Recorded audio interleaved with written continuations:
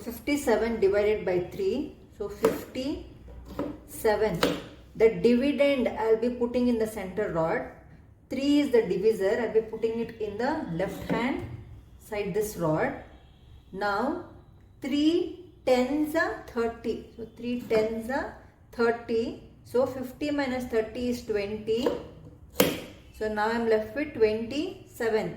We all know that 3 nines is 27. 3 nines is 27.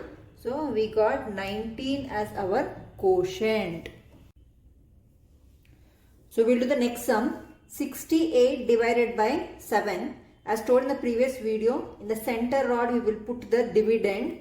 Left hand side rod we will put the divisor. And the right hand side rod we will put the quotient as such. So 68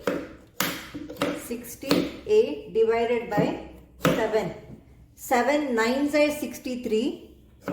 So 7 nines are 63. We'll minus 63. So we are left with a remainder 5 over here. So we'll do our next sum. 228 divided by 6. 228 divided by 6. 6 into 30 is 180. 6 into 30 is 180. So let's subtract 180 over here. Minus 100. To minus 80, let's minus 100 and add 20 over here. We're left with 48. 6 eights is 48.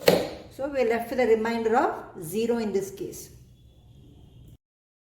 If you found this video helpful, please give it a thumbs up, subscribe to Crossroads Samita E-Academy channel and share it with parents and teachers who need this information.